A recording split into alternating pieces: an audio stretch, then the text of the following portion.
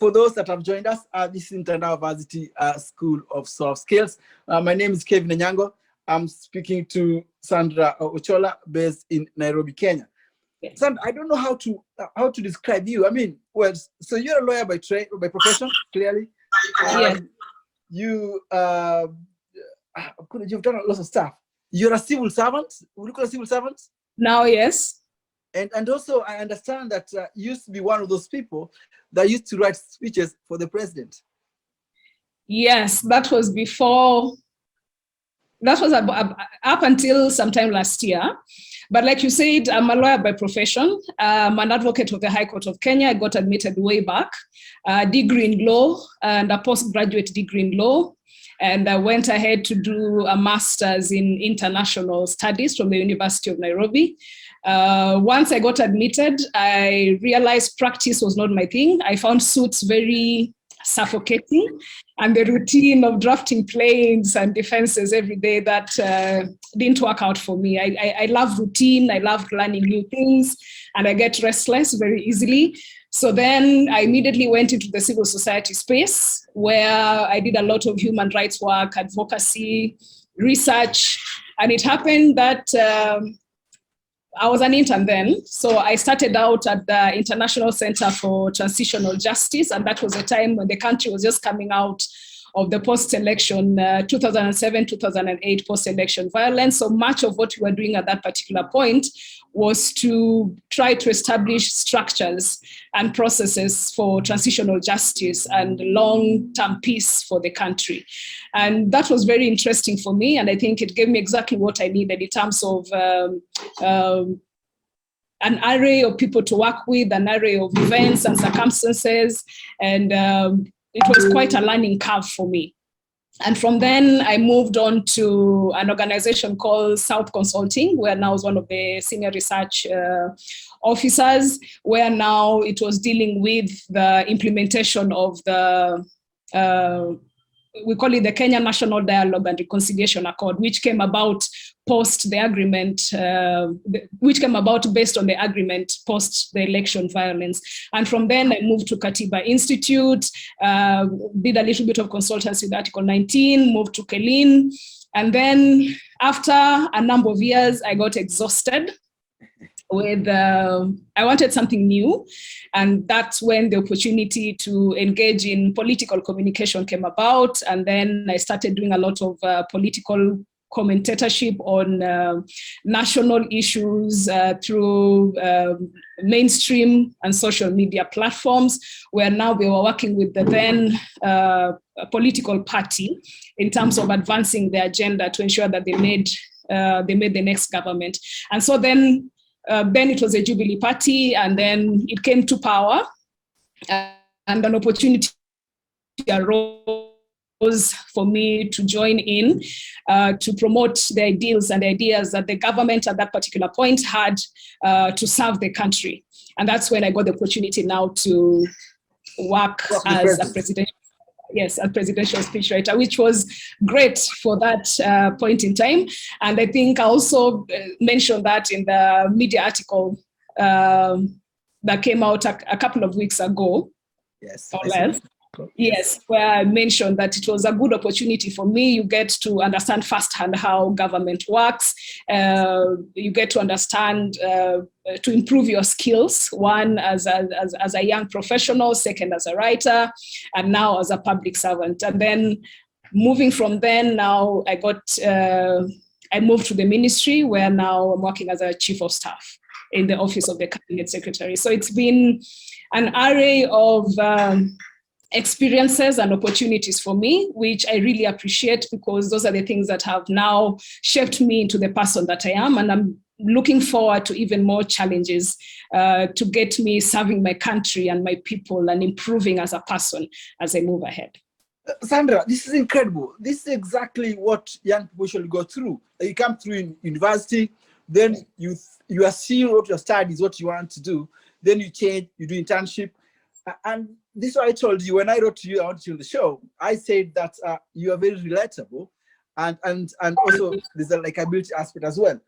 But going back to when you started, so it must be very brave for you to leave practice law, in quotes, and go to do other things. What did your parents or whoever was supporting that think when you say that, this is not my thing, I want to move on to something else? Yeah, I was actually having that conversation with myself, because I was talking to a friend a couple of days ago. We were working on a project, and I told him the situation as is. Most places are closing shop, and everyone else is trying to position themselves where they're going to be in the next 5 years after August, after the election. And so he said, and so I mentioned to him that this is my CV, and I've done a lot of things, and perhaps as things are getting restructured here and there, if you get to hear of any opportunities coming up, then you let me know if you have something that can fit, where I can add value and that fit my skills and abilities. And so when I mentioned that I've done a lot of things, then he mentioned, yeah, that's actually okay. I mean, because you're a generalist. And yes, that's me, a generalist. And a generalist is one who, they say you're a master of, you have interest in an array of things, and you're a master of some. Though in other aspects, they say you're a jack of all trades and a master of none, which is not entirely true, because along the way you gather expertise here and there on a number of areas of interest, or on a number of issues. And so I looked back at my career trajectory and realized that has characterized how I've characterized my career path, because there's the law, and then there's the civil society aspect. And within even the civil society aspect, you have issues of constitutionalism, you have issues of health, you have issues of right to information, and then you move from civil society, you get into politics, political communication, and then now it's public service. And a part of me is now itching for the private sector. And so this whole pot of skills and experiences, I look back and I say each and every opportunity that I got, each and every job that I did contributed to my next level. Because I also suffered that a while back, where, one of the questions people ask is, what is it exactly do you do? What do you do exactly? And you see, for a young person coming up, it comes with a negative connotation. It's either you are being told that you are doing too much, or that you lack direction. And I understood that within that context, given the fact that we live in a society of specialization, where people want certainty, people want to know what it is exactly. If it's black, it's black. If it's white, anything in between gray is received with some level of discomfort. But then as time goes by, you realize the world is also changing, so that now you can have someone who's a doctor and does other things by the side, has other interests by the side. And that has been quite comforting for me, where I can say, one, I don't have, I'm not restricted. I don't like boxes as well. So I'm not really restricted to a particular environment. I'm given an opportunity to explore other areas of interest. Some I could move along with them in the long term. Others I'll pick them up and they're not so much of an interest. But what I get to do during that process is to learn, is to grow, is to pour myself into that opportunity, to pour myself into that environment, and to make an impact within that space, that I am in. Oh, Sandra, you just hit the nail on the head. And I really like that. For those that have just joined us, this is International Varsity School of Soft Skills. And I am talking to Sandra Ochola. Ochola, right? Admiral Sandra Ochola, based in Nairobi, currently is a civil servant, chief of staff at the Ministry of Sports and Culture. And Sandra, someone just told me here right now that you've actually met President Obama. Yes, I have. Well, you've not mentioned that. You've not mentioned that in the introduction. No. You've got to talk about it. Well, that was way back in 2018, when Obama Foundation came up with a program for Africa as a way of nurturing the next generation of leaders in Africa. And I was privileged to be part of that team. We were about 200 young people doing amazing things within the continent. And so we met in South Africa, where we went through a 1-week leadership training with the Obama Foundation. And that's where I got to interact with him. I remember it was towards the end of the engagement, towards the end of the project, we'd gone to build desks, or we went to meet young people from I can't remember the name of the school though. It's 2018. It's been a while. So then we went to make desks at a particular school, and that was when now he was coming to meet us face to face, and so he was going from one group to the other. And so myself and a couple of friends of mine, we positioned ourselves in a way that he'd come down and get to our desk. But then, as it will happen, he went to about 2 desks. Then he took a totally different direction and went to look at a mural on one of the walls. So my friends and me and my friends were like, no, this cannot happen. He has to come and see. He has to come and see what it is exactly that we've done with our handiwork. So there I was. I went passing through security. Then I went to him and said, Mr. President, you haven't come to our desk. And then he said, no, just give me a minute. I'll pass by. So then after about 5 minutes, while talking to that group, he came out from the crowd and said, where are those young children who are looking for me? And we're like, yeah, Mr. President, come. So then he came to our desk and we had this short conversation. He asked where I came from. I told him from Kenya, which part of Kenya, Homa Bay County. And it was a good engagement. I think that was one of the highlights for me for that year. And a privilege, I'd say, being engaged with an institution and relating to someone of that high caliber, an individual who'd set himself apart in terms of creating change, not only for a country, but also for a continent and the young people that are involved in it. So it was really nice. And post that engagement, we've still, the Obama Foundation has still created avenues through which we can still engage with the foundation, and we can still talk to each other as a way of creating a network amongst young African leaders. And each and every year they provide the same opportunity to other young people. And I'd encourage anyone watching or anyone who will listen to this recording later to look onto their website and follow their social media pages for the same opportunities. It's quite rewarding in the long run. It's unbelievable. And also, I mean, we can spend lots of time talking about the introduction, but something worth mentioning here as well is that you have been shortlisted as among the most influential young people in 2018. Is that correct? Yes, it was 2008. I think that year was just a wonderful year in terms of doors opening and the right kind of publicity and the right kind of engagement. And I remember it wasn't something that I was, I don't want to say looking forward to, but it happened. I remember I was on social media at that time, and then someone linked me up to a page where the nominations had taken place. And so I looked through it and I say, oh my God, in Africa.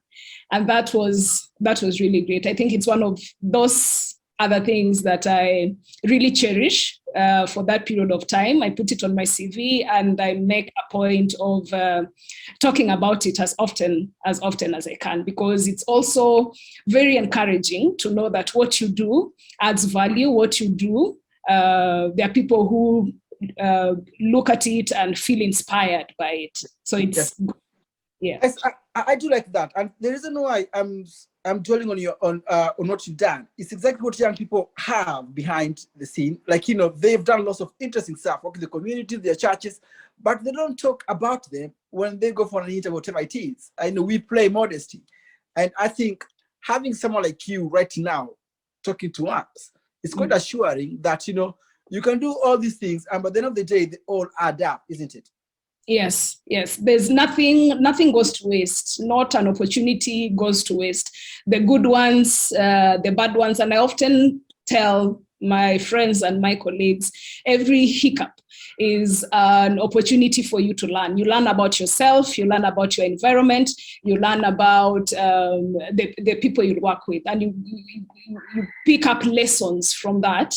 But now the next time when you're presented with the same opportunity, then now you know how to solve that problem. You know how to relate with the people around you and how to work together in addressing the challenge that arose at that particular time. And if it is a good thing, then now you know how to get better.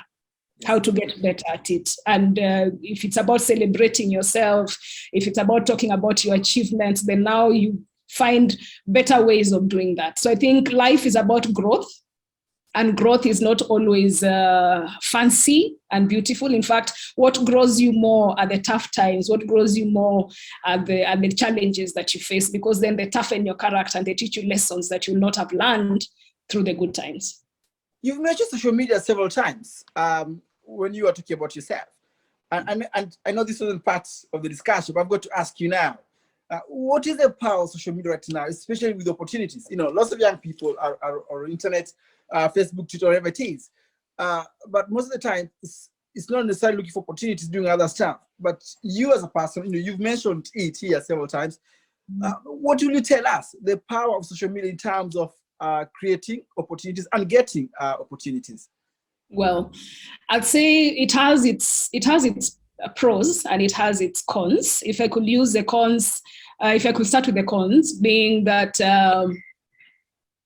over time it's been used as a very destructive tool, depending on the kind of information that's being peddled on it. We've seen very destructive engagements, the cyberbullying, the revenge porn. It's very, very misinformation, even very damaging uses of social media. But then on the flip side, it's also contributed to the formation of careers of very many young people. And now we have people making careers and making a living out of being influencers. If I'd use my example, I am very passionate about knowledge creation for the development of society. And so sharing knowledge for me on the issues that interest me and the issues that affect the society is very important for me. And of course, now the social media provides that platform for me to share that kind of information. So at the end of the day, it boils down to how you're using your social media, because there are many platforms then, many more are still coming up today, and many more are still going to come up along the way. What is it exactly that you're using your social media platforms for your benefit, for the benefit of those you're working with, and for the benefit of your community? What is it exactly what contribution are you making through your social media pages to create change within the society? Sandra, people listen to us right now, and they're saying hakuna kazi. What do you tell them?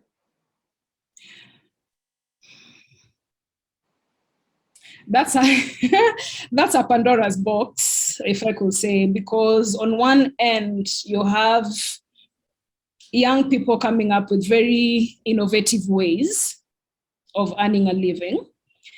There are more opportunities coming up every day. But then you look at it again on the other end, where there's this youth bulge. And one thing that we need to appreciate is that youth unemployment is not a Kenyan issue only.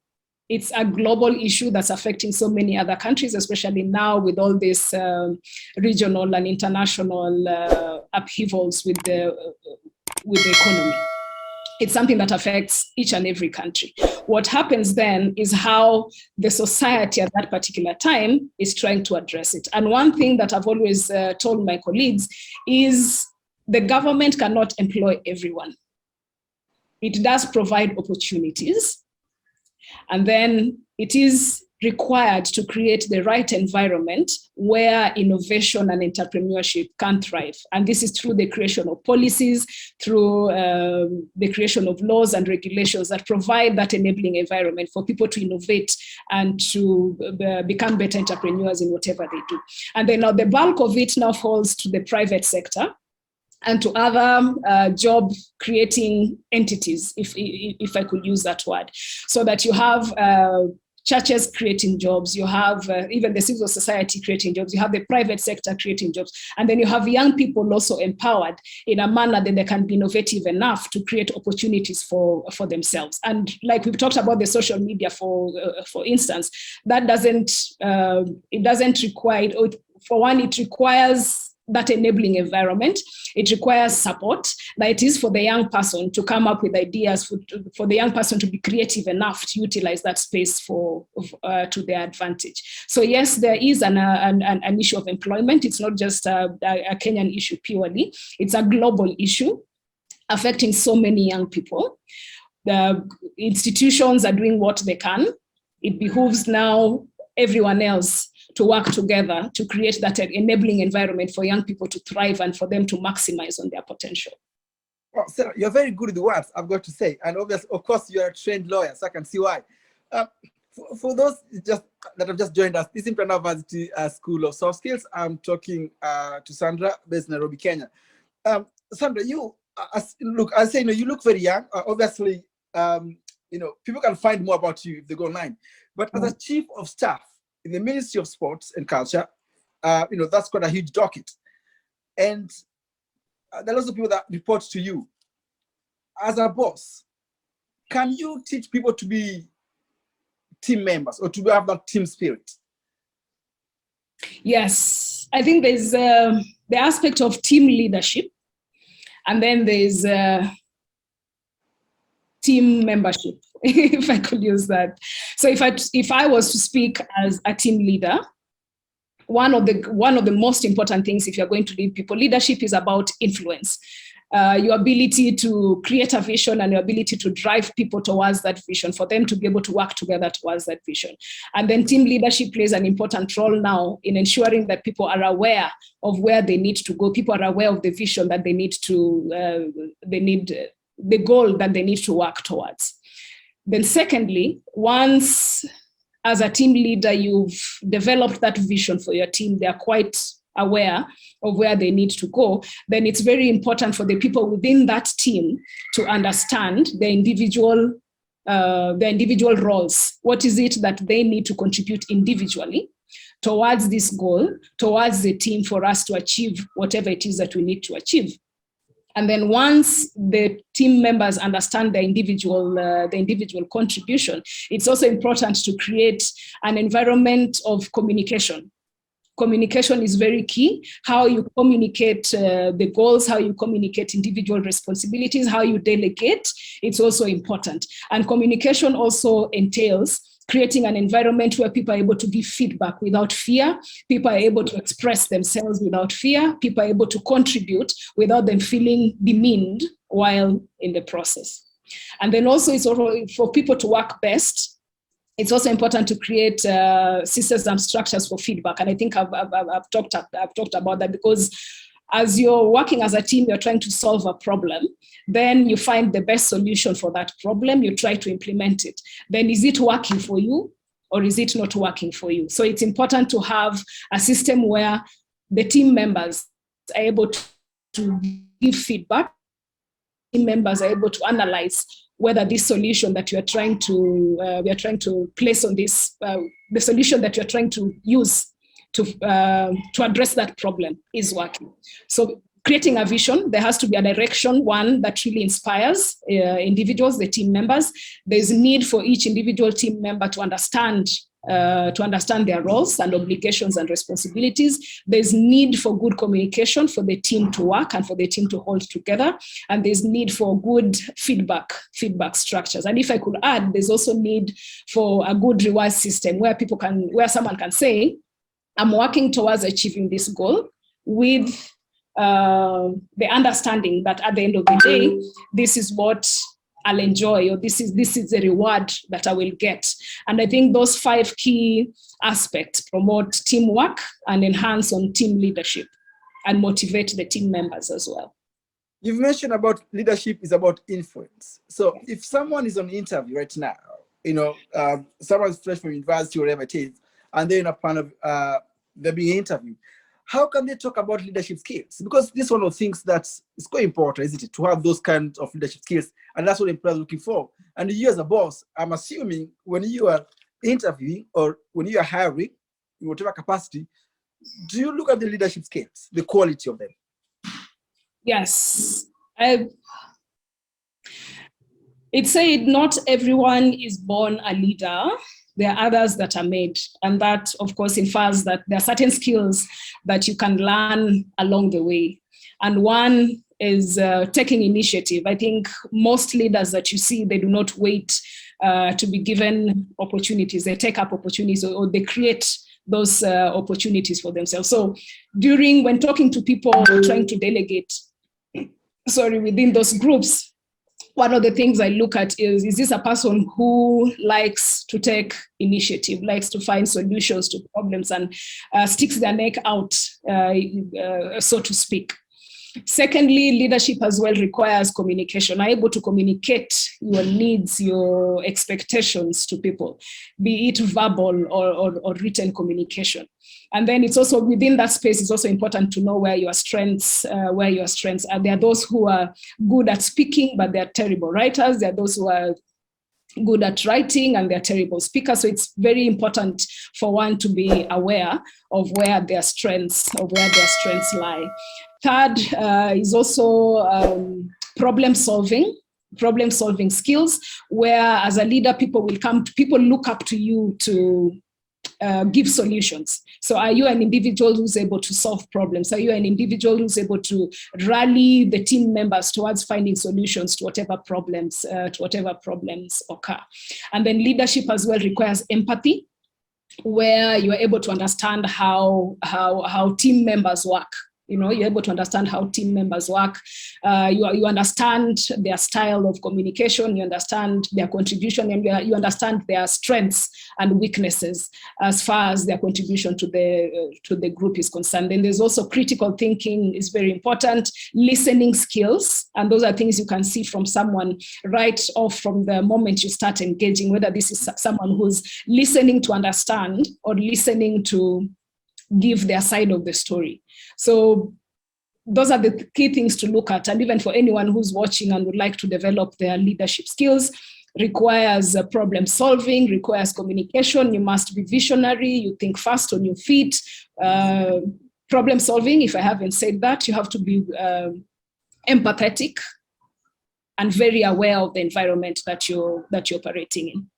Well, can you teach these things? So, the stuff that you said, that's quite important in the job market. So can we teach young people about this, or where do they learn this stuff you're saying?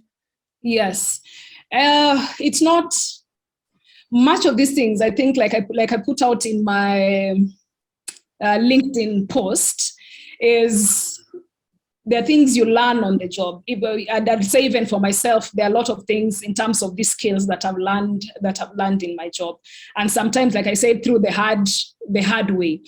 I'll give you an example. Right off when I started, and I don't say unfortunately or fortunately, right off when I started, I was getting a lot of leadership roles, because for me, leadership comes easily to me. So I was getting a lot of leadership roles. And then I didn't know myself quite well as far as my leadership skills go. And so tied to my personality, I'm a choleric sanguine, but with the choleric being dominant. And so the choleric personality, you work fast, you are very comfortable working independently, and you're very result-oriented and very driven and very direct in your communication. And so I went in my raw self, because we have a report to develop, we have a goal we need to achieve. And so in my wiring, this goal has to be achieved, and anything and anyone standing is a distraction. But then what happens is you realize that now I'm not carrying the people, I'm not rallying the people along with me. So it's a one-woman show. Yes. You know, it's a one-woman show, and I'm moving on my own. And then and that of course now affects and impacts on the team spirit, because the feedback I got was that I came off as very insensitive to the needs and the thoughts and views and contributions to the other people. But you see, for me, that was the last thing on my mind. What I knew was we are working together, we are a team, we are working together, and we are going to achieve a party. I wasn't aware and attuned to the other group dynamics that were at hand.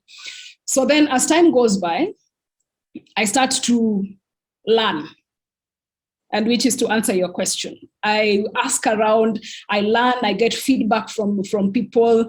I started learning about personality and personality differences, what my personality is, what are my strengths, what are my weaknesses, how does this relate to other people, and how can I be a better person and be a better leader, lead my teams better by understanding the other people that I work with. And so that's why I mentioned one of the qualities of leadership is empathy and awareness. So I developed empathy in the sense that I got to understand, out of the four different personalities, I am a choleric, but then you have the sanguine who's all out there and very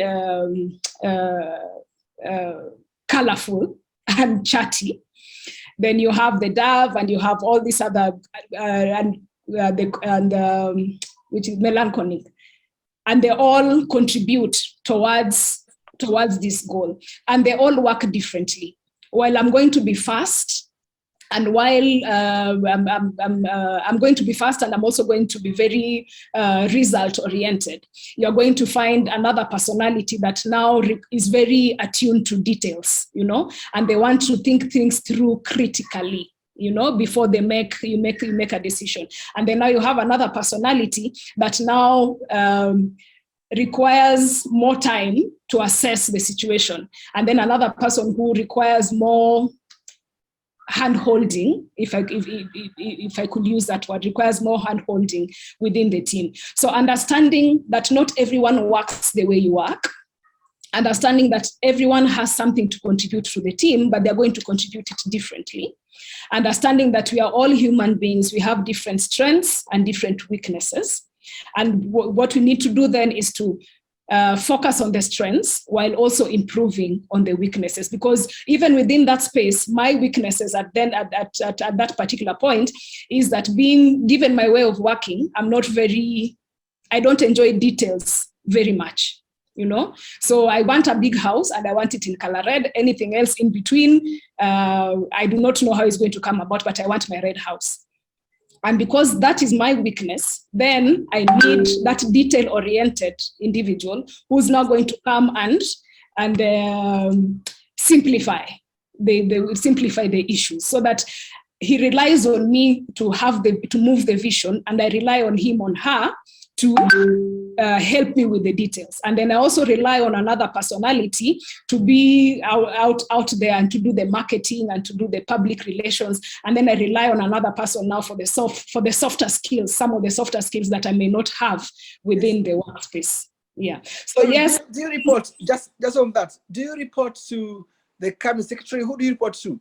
I do report to the cabinet secretary. Right.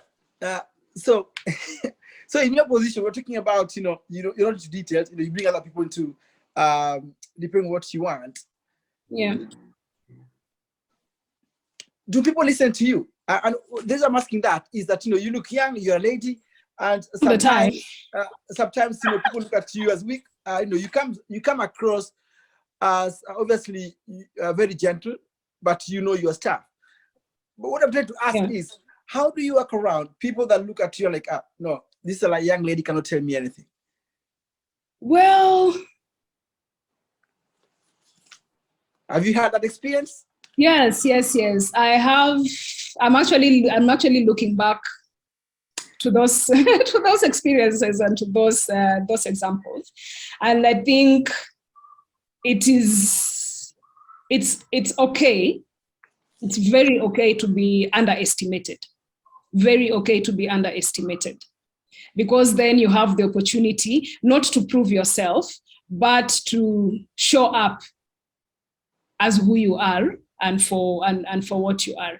And like I said from the start, given the fact that leadership comes natural for me, then I found myself in situations where I'm leading individuals who are older than I am. I'm leading individuals sometimes who are more experienced than I am. Then what is required of me, or what I do in that instance, is to be confident in my ability as a leader, be confident in my ability as a task manager for that particular for the particular role that I have been given. And that comes, of course, with its challenges. Yes. Where if you're leading, say, a group of older individuals, again, goes back to empathy and awareness of you as a leader. Who are they? What is their motivation? Is age a factor for them as they work with you? And so from then you're able to assess what is it that they bring to the table, and to what extent is ageism, as it is called, being the right word, and what role that does ageism play within the workplace. So from experience, I haven't had to outrightly go or call out someone for looking down at me because of the age issue. What I have relied on are my capacities as a leader, my technical competence, and also now using my people and my people skills and communication skills. Because at the end of the day, it is what you put on the table for discussion. If I get to the office in the morning and we say this is what we need to achieve within, say, 1 week. So you delegate duties and you say you're going to do this, you're going to do that, and you ensure that everyone in the team is involved, including those who you imagine might have challenges relating with you because of it. And most times, that's I think it's a societal misconception, I'd say, that, not to say that it doesn't happen, but it's also a societal misconception, because like I said, not everyone is a leader. You'd find that there are people of the older generation, if I could use that word, who don't have a problem being led, perhaps out of their own recognition that they do not have the leadership skills, or there are things they're not able to do, and then there are people who are able to do it better, and they're very open to you coming to working together with them to achieve that particular goal. So Sandra, you are so good. You are just unbelievable. I mean, the stuff you are saying, seriously, there are things that we need to hear every day. Now, I know that the time is going. I've got to ask this now.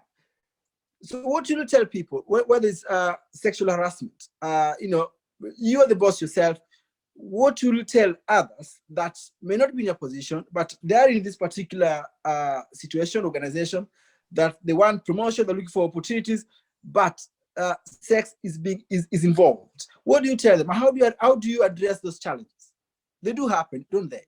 Yes, they do happen, and quite unfortunately so.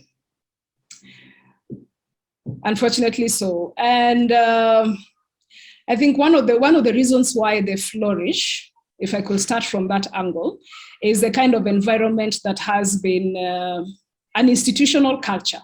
If there is an institutional culture where sexual harassment thrives, then it's very easy for both young men and women to be victimized in that way. And so one of the important mitigation aspects, if I could say, is to look at an institution, ensure that it has sexual harassment policies, and which I believe most of the companies have on paper.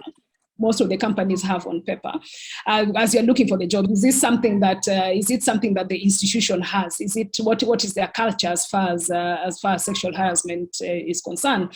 And then what are the reporting lines? In the event that you encounter such a situation, what is it that you're able to do to help? Are you able to report? Are you able to report, for instance? But then you find there are instances where it is the boss, the person who you're supposed to be reporting to, is the one who is demanding such kind of favors from you. And I think that now boils down to individual values, whether that is something you're able to do as a young man, as a young woman, to get to where you want to get to. So you have instances where you have young people who said no, and they've missed out on those opportunities. And then you have others who say they're in very desperate situations, requiring of them to go through with whatever demands, whatever is being demanded of them, and then they end up losing out, and you lose out in so many ways under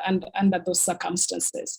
And so then we have a number of institutions out here that are able to help with that. If you're able to talk to someone, a trusted individual who's able to help you and guide you and get justice for you, because now it's a violation issue, demanding interventions, justice interventions for you as a young person in a manner that does not impact on your career moving forward.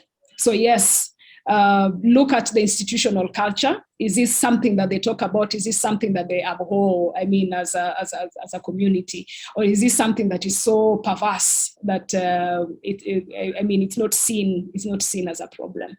And when you find yourself in those situations, look at your value system. Is this something that you have an issue with? The others who clearly don't have an issue with that. If it's something you have an issue with, you have the choice to withdraw. If you found yourself in the thick of it, there are individuals that you're able to talk to help you, to hold your hand, to find justice for that kind of intrusion. So as a chief of staff at Ministry of Sports and Culture in Kenya, you haven't come across that yet? Thankfully not. And one of the things we are very grateful for is the kind of leadership within the ministry. I think we have one of the most progressive and very good and kind at heart leader within the institution, the CS Ambassador Amina Mohammed, who is in the forefront in terms of supporting young women, in terms of providing them with great opportunities to thrive. And that is one of the things that right from the moment you work with her, I think it's one of the things that is made very clear that within this ministry, within that office, then sexual harassment is not permitted. And on top of that, then women's rights and the welfare of the young women working with her are very important to the institution and important to her as an individual and as a leader. So you speak to Mohammed every day, mostly Ambassador Mohammed, most of the times? Ideally, yes. And including when the need for that arises. Right. As we walk along. If we had a choice now, so you've reported to when you used to work at the Presidential Communication Unit. Is that what you call them? Presidential Strategic Communication Unit. And at that time, your boss was a man, I'm assuming. My initial boss was Ambassador Manoy Sipisu, right.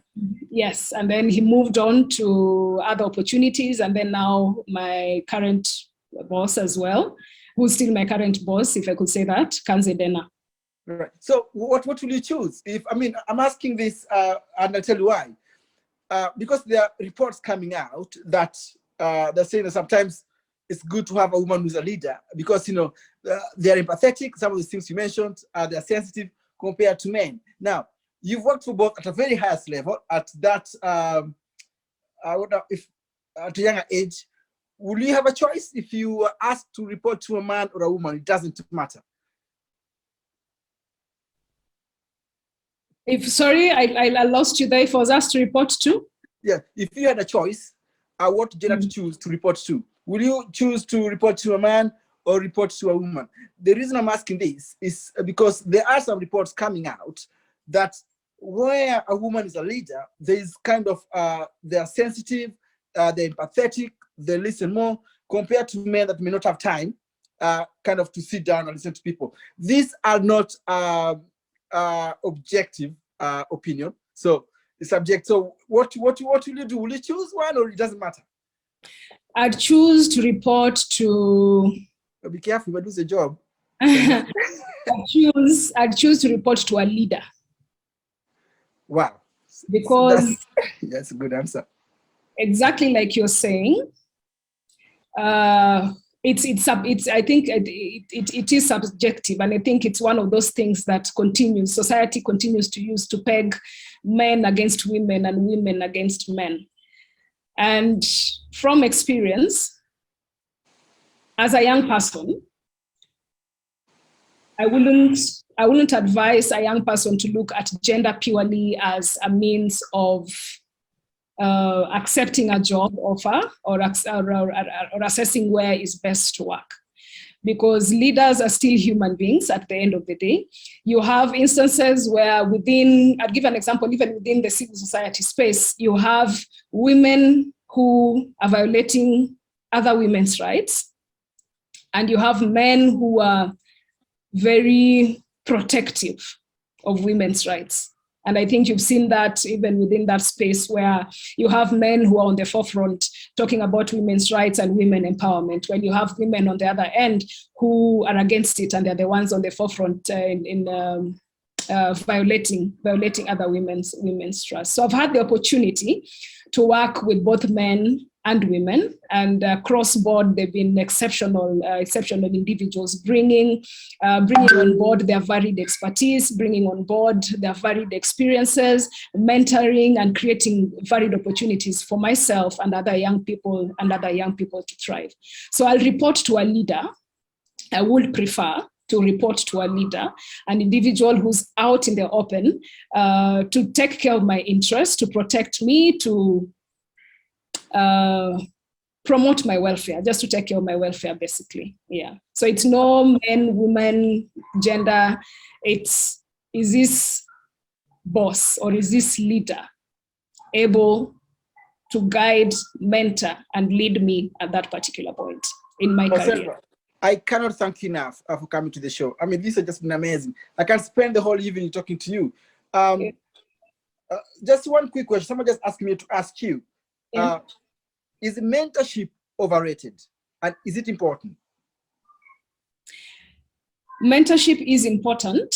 One, I don't think there's anyone under the sun who has succeeded without the help of others. You cannot succeed alone. I mean, this quote, they say, if you want to go fast, you go alone. If you want to go very far, then you go with others. Secondly, there's no one with a monopoly of knowledge. There's no one with a monopoly of ideas. And most times you find what you're going through or what you're doing has already been done before.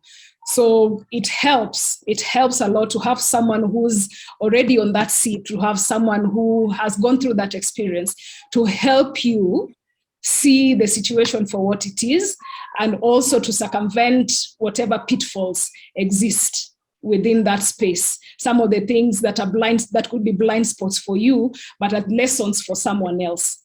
And it's important then for this person to hold your hand, to guide you, to speak to you about your career. Now, what happens is, or rather the questions you're supposed to ask is, what kind of mentor do you need at a particular point in your career? You can have a social mentor, a spiritual mentor, a career mentor for the different seasons in your life. And remember, your mentors are human beings as well. They are not perfect. So what is it that you can get from them to better your experience, to better your engagement as a young professional? So mentorship is not overrated. Mentorship is important to move you from one place to the other and to protect you against, if I could say, some of the pitfalls that you might face along the way and through your career. I said you are available for this kind of stuff, to meet other people. I know you're a very busy lady, but if someone wants you to guide them or to meet their mentors, are you available for that, or do you do that? Well, yes, I am available to I'm available to give information to help where I can. I'm not sure I have particular structure for that, particular mentorship structure, but I am open. I'm willing to help where I can, to provide advice where I can, to hold hands, to point individuals to opportunities that exist. I'll be happy to. I'll be happy to help. That's great to hear that. And obviously, you're an author. You're just about to release your book. Please tell me about your. I know you're about to publish a book, correct? Yes, it's called The Teen's Guide, actually, but then it's going to come out the other way around. No, I can see very well. Yes. Oh, you can read it. Yes, Teen's Guide, Constitution of Kenya. Yes, Teen's Guide to the Constitution of Kenya. And this is the second edition. I published the first edition in 2016 with the help of my former employers, Katiba Institute. And so the Teen's Guide to the Constitution is a simplified version of the Constitution for young people, the target group being teenagers, 13 to 19, teenagers and young adults. And the purpose of it is to provide them with timely and accurate information about the Constitution and about the issues that affect them as young people. And I think the basis of it is to enable young people to actively and effectively participate in nation building. Because young people, they do have a right to participate in nation building. They have a right to participate and they have a voice. And you have all these international and regional, and even our regional treaties and documents, and even our own constitution provides that young people need to be afforded the opportunity to participate in the social, political, and even the economic spheres of the country. But then now that participation is dependent on how much knowledge they have. Because if you have young people who do not know at this point that female genital mutilation is something wrong, then it becomes a problem. They're not able to speak for themselves. You have young people in high school now who will be voting. And if I could use that example, 3 or 4 years ago, there was a Form 2 student who was, say, 14, Then now he or she has finished high school, and then you get your ID and you get your voter's card. But what you're told is, and what's out in the media and what people are talking about is whom you are going to vote for. And on the day you are told, go to this particular voting station and this is the way you're supposed to tick the papers. But nobody during this period has talked to you about political education. Why is politics important? Why is it that you need to vote? What kind of leader are you supposed to vote? So then, brings out situations where now you have young people saying that I'm not interested in politics. Politics does not add any value to me. And then that, of course, now gives you an idea of the kind of conversations young people have been listening to and the kind of conversations young people have been exposed to. And it's not just from the political aspects. I'd like those who are watching to use the example of the young climate change activist. I think she's called Greta. Yep. Greta Thunberg. So then you have a young girl at about 13 who's creating so much change within not only her community but around the globe. And so you ask yourself, what is it that she's been given? What kind of support, what kind of information does she have to enable her to make that kind of change within her community? And how can that be replicated? How can we use the same lessons to empower our young people to maximize on their potential to that extent? Because then we do away with the assumption that it's only adults who are able to create a particular change within the community. Young people also have a voice, and teenagers in particular have the capacity to influence and positively impact their communities. And that is where this book comes in the sense that it provides teenagers with the knowledge and information they need to be impactful within their desire within their generation. So is the book out now? How can people get it? We are in the printing stage and we hope to launch it sometime next week. But then I shared The introductory section is free. Yes. On the website, I think I put it up. The introductory section is free, and you can download it from the website. I don't know if you're able to give it now, or it's something that you can post later. Yeah, I can post it after this. Yeah. You send it to me. How much will the book cost, Sandra? We will advise. The printers told me the printing paper is so expensive at this point. So you can't give the price. You cannot gauge the price. I can't get the price for now. We'll make it. I'll make it public as soon as the book is out. But what we are doing in the meantime is a lot of publicity for it, yes. and ensuring that people have a good idea of what the contents of why the book, how the book, and right. What it's meant for. So I'm encouraging those who are listening to me, those who are listening to us, to go to the website and download the introductory section, which is free. And that will give a good idea of where we are heading to as we wait for the book to be ready. Well, listen, I'm very happy to support that, Sandra. If you need me, happy to promote that free on this platform. Thank you. But I cannot thank you enough. Now, this is the last section of this show. I normally ask my guest to introduce you to my next guest. Now, you can only say no if you can't, but I'm going to ask. Should I go on and ask? Yes. You know exactly who I want to ask for. You must have an idea whom I want here. Who could it be? Tell me. Give me a hint. Okay. Well, there are two people, and it will be given. They can. If cannot, I'll appreciate. That's fine. Kanzidena, your former boss. I'd like to have her here if possible. And or your current boss, yes, Mohammed Amina. Oh, sure. I'd be happy to have those. I'd be happy to have that conversation with them, okay. And see what they have in mind, because I believe they've done so much for themselves. They've done so much for women, and they've done so much for young people. And I believe they have a lot to contribute to teaching young people, or preparing the next generation of leaders and the next generation of public servants. So yes. Sandra. If that happens, I will love you forever. I mean, listen, you've given me your time. I cannot thank you enough for being here. For those that have been watching us, I've been speaking to Sandra Ochola, the current Chief of Staff at Ministry of Sports and Culture. I was once nominated as the most influential young person in Africa, and Sandra is a lawyer and an author as well, based in Nairobi, Kenya. Sandra, mazee mimi nashukuru tu sana kabisa tu. Thank you. And I'm glad to be part of your network. I will keep in touch. Thank you. Thank you so much. I'd love that. Thanks, Sandra. Bye for now. Asante. Bye.